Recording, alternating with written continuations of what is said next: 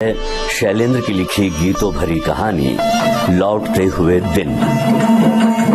अखियां गुलाल भरी सांवरे ने रार करी राधा ये भोरी अरे भोरी है भोरी की धूम मची भैर कपड़ भीड़ मची हुई बर जोरी अरे भोरी रंग बौछार मारी काना से राधा हरी भागी चोरी चोरी अरे भोरी रंग बौछार मारी काना से राधा हरी भागी चोरी चोरी अरे भोरी। मंगला को जिले की समाज कल्याण समिति की ओर से मंगला कुछ ही अरसा पहले इस क्षेत्र में प्रधान समाज सेविका बनकर आई थी। इस कस्बे के लिए बिल्कुल नई और नितांत अपरिचित, लेकिन अपनी कर्मठता, अथक परिश्रम और मधुर व्यवहार से इन थोड़े से महीनों में उसने कस्बे में अपना एक महत्वपूर्ण स्थान बना लिया था। कस्बे की महिलाओं में तो उसने जैसे प्राण फूंक दिए। उनके साथ मिलकर वो तरह तरह के आयोजन और उत्सव करती, जिससे उनके अंदर आत्मविश्वास जाग जाए।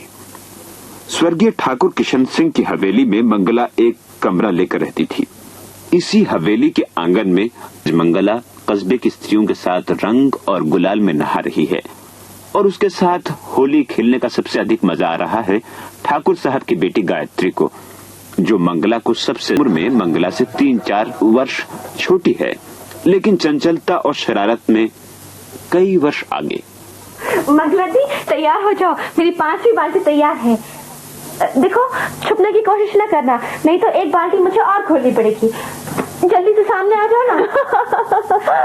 ये तेरे पीछे तो खड़ी हूँ मैं, तुझे तो होली के नशे में कुछ दिखाई ही नहीं पड़ रहा है। दीदी दरअसल मैं मन की आंखों से देख रही थी, तन की आंखों से नहीं। हाँ यही बात है, और तन की आंखें तू अक्सर बंद ही रखती है। ये कही ना तुमने बात, और इसी नाम पर ये लो इनाम। ऐसा तो तुझे भी अभी चाची से इनाम दिलवाती हूँ। अच्छा ये बात है, माँ से मेरी शिकायत की जाएगी। ठीक है तो तुम भी लो मुझसे इनाम। अरे मेरा पर्स लेकर कहाँ चली? पर्स नहीं दूंगी मैं, तुम्हें अपने घर जाना है तो ऐसे ही जाओ। ओह इसमें तो बड़ी सारी माया है।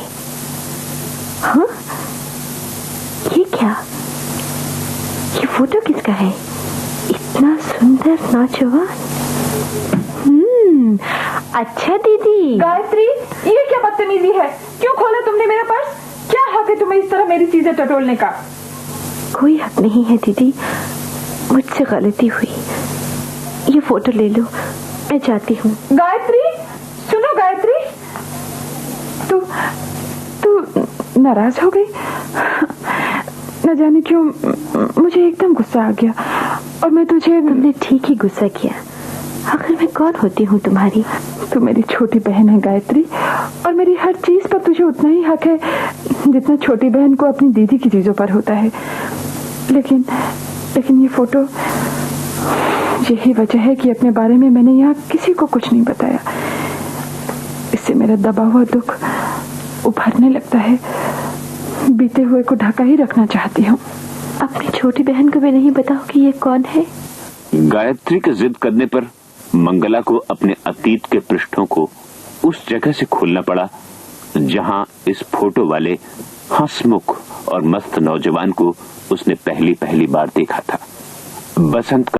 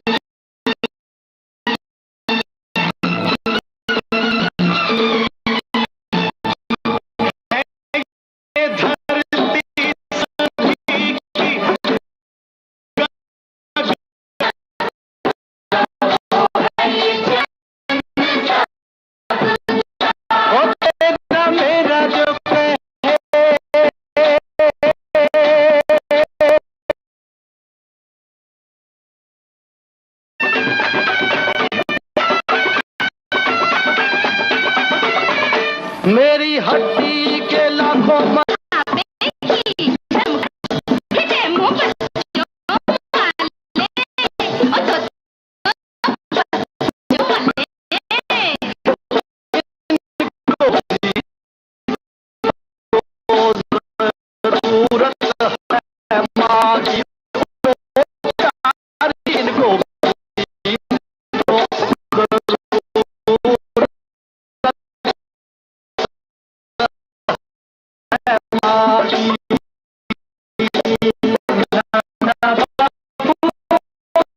के बीच कबड्डी का मैच खेला जा रहा था। सारा गांव इकट्ठा हो गया था मैच देखने के लिए, और उन नजरों को पहचान मंगला की दृष्टि भी अपनी मौन स्वीकृति दे रही थी। मंगला को इस नए अंदाज से देखने वाली ये नजरें थीं विपक्षी दल के कप्तान चंदन की। खेल समाप्त हुआ। मैदान से निकलते हुए चंदन ने मंगला को ऐसी नजरों से देखा जैसे वो युग युग से उसे जानता। पास परिचय हो गया था। उसके स्वस्थ शरीर पर बाबा मुग्ध थे और घंटों उससे अखाड़े, दंगल और कुश्ती के बारे में बातें करते थे। बाबा की बातें सुनकर मंगला चुपचाप मुस्कुराती रहती, लेकिन साथ ही उसे चंदन के ज्यादा पढ़े लिखे न होने की कमी भी खलती रहती। एक दिन चंदन से भेंट होने पर उसने चंदन को ये जता ही दिया। चंदन, बाबा जब तेरी सेहत की तारीफ करते हैं तो उस समय मुझे कितनी खुशी होती मैं बता नहीं सकती। कहीं तुझे मेरी नजर न लग जाए। अरे अपनों की भी नजर लगती है कहीं। और मंगला, तू तो मेरी और भी अपनी होती जा रही है। थोड़ा बहुत पढ़ ले चंदन, पढ़ना अच्छा होता है ना। 6-7 बरस हो गए मुझे पढ़ाई छोड़े हुए मंगला, और 5 क्लास तो पास कर रखी है मैंने। आगे क्या पढ़ना? 5 दर्जे तो मैं भी पढ़ी हुई हूँ रे, पर ये तो नहीं के बराबर है। मेरा तो आगे पढ़ने के लिए बहुत मन करता है, पर बाबा नहीं मानते। तू लड़का है, आगे पढ़ने शहर भी जा सकता है। अच्छा री, पढ़ लेंगे। हम तो सोच रहे। मंगला की हंसी खुशी का दायरा बढ़ता चला गया, लेकिन मंगला के बार बार कहने पर भी चंदन ने आगे पढ़ने का नाम न किया। इस जिक्र को वो लापरवाही से टाल देता। मंगला ने ज्यादा जोर देना ठीक न समझा। बाबा बहुत जल्दी ही चंदन को अपने दामाद के रूप में देखना चाहते थे, लेकिन तभी एक अनहोनी घटना ने अचानक उस घर पर भयानक अंधेरे की चादर फैला दी। खेत से लौटते हुए एक शाम बाबा को तेज बुखार चढ़ाया और 8 दिन के अंदर अंदर वो काल की गोद में चले गए। और अभागी मंगला माँ और छोटे भाई का हाथ पकड़े किस्मत के इस अद्भुत खेल को देखती रह गई। उसके अरमान, उसके सपने सब टुकड़े टुकड़े होकर बिखर गए हैं।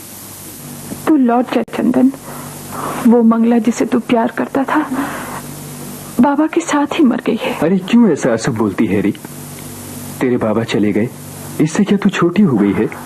ये बात नहीं है, बाबा कुछ नहीं छोड़ गए हैं। मुझे किसी तरह माँ और कालू को पालना है। उन्हें अब मेरा ही सहारा है।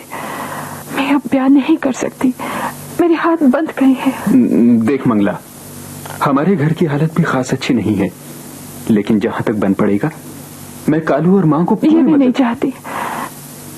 चंदन, तुझ पर मेरा हक है, लेकिन तुम्हारे घर वालों के ऊपर बेकार ही ये बोझ लादना कहाँ का इंसाफ है। चंदन, तू कुछ पढ़ लिख गया होता तो आज मेरा दुख कितना हल्का हो जाता। कोई बात नहीं, मैं पढ़ूंगी, नौकरी करूंगी, माँ को जितना सुख दे सकूंगी दूंगी। तू ठीक कहती है मंगला। मैं अनपढ़, निकम्मा, आज 2 पैसे भी नहीं कमा सकता। मैं तुझे कभी सुख नहीं दे सकता मंगला, कभी नहीं। चंदन, मेरी बात सुन। चंदन। मंगला पुकारती रह गई। उसी क्षण से मंगला जैसे बहुत बड़ी हो गई। इधर उधर से किताबें इकट्ठी कर उसने पढ़ना शुरू कर दिया। कुछ ही दिन बाद उसे ग्राम पंचायत की ओर से समाज सेविका की ट्रेनिंग लेने के लिए भेज दिया गया। उसके अंदर एक नया आत्मविश्वास जागा। घर की बिगड़ी हालत में धीरे धीरे सुधार होने लगा। मंगला की नियुक्ति एक बहुत दूर के क्षेत्र में हुई और इसके बाद दूर दूर के गांवों में उसकी बदली होने लगी, लेकिन वो फिर भी संतुष्ट थी। बहुत लगन और उत्साह से वो अपना काम करती। आराम से उसे स्वयं घृणा थी, क्योंकि आराम के क्षणों में उसके सामने चंदन का चेहरा घूमने लगता और वो बुरी तरह परेशान हो जाती। वही चंदन जो मंगला के मन पर छाकर एक दिन चुपचाप न जाने कहां चला। मैंने उसे भूलने की बहुत कोशिश की, लेकिन मुझे लगा कि स्लेट पर और दिल पर बनाए हुए एक ही चित्र में ये फर्क होता है कि स्लेट पर बना हुआ चित्र मिटाया जा सकता है, दिल वाली तस्वीर को मिटाने की कोशिश करना महज अपने आप को झूठ मूठ बहलाने के सिवा और क्या है। मंगला दी, मैं एक बात नहीं समझ पाई। तुम अंदर से इतनी टूटी हुई होकर भी दूसरों की खुशी में इतनी चाह से शामिल होती हो। अभी तुमने जितनी खुशी और उत्साह से हमारे साथ होली मनाई, उसे देखकर कोई भी तुम्हारे दुख और रीतेपन का अंदाज नहीं लगा सकता। सबकी खुशी के सामने मेरा दुख बहुत छोटा पड़ जाता है। जी भर कर तुम लोगों का साथ देने का मुझे बहुत संतोष है। सचमुच तुम बहुत बड़ी हो मंगला दी। अच्छा गायत्री, मैं चलती हूँ, बस निकल गई तो मुश्किल हो जाएगी। अपने गांव की सीमा में पैर रखते ही मंगला को अचानक फिर उदासी ने घेर लिया। अपनी कमजोरी पर काबू कर वो आगे बढ़ने लगी। एक क्षण को उसके सामने इंतजार करती हुई माँ और कालू घूम गए। उसकी चाल तेज हो गई। घर के दरवाजे पर पैर रखते हुए उसने पुकारा, कालू, माँ, मैं आ गई हूँ और इस बार खूब छुट्टियाँ लेकर आई हूँ। अरे तुम? हाँ, मैं चंदन ही हूँ मंगला, उसका भूत नहीं। तुम आए कब? कल आया, अभी तेरा ही इंतजार कर रहा था। माँ ने बताया तू आ जाने वाली है। लेकिन तुम चले कहाँ गए थे? मुझसे कुछ कहा न सुना। ओहो, आज तो बड़े ठाट पे हो तुम। अब नौकरी करता हूँ ना मंगला, और वो भी 100 मील दूर राजधानी में। तेरे लिए बहुत सी चीजें लाया हूँ, हम मना तो नहीं करेगी ना? दिल्ली में तुमने शादी तो कर ली होगी? हाँ, शादी भी कर ली होती, लेकिन अभी दुल्हन वहाँ नहीं पहुँची। क्या मतलब? मतलब अपने से पूछ लो। अरे ये तुम क्या सीख लिया है मंगला तूने? मैं भी तो अब नौकरी करती हूँ और शायद मुझे भी दिल्ली जाना पड़े।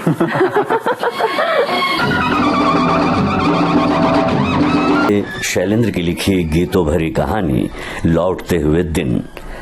भाग लेने वाले कलाकार थे सितांशु भूषण बहादुरी, बेला मुखर्जी, शर्मिला मलखानी और यतेंद्र श्रीवास्तव।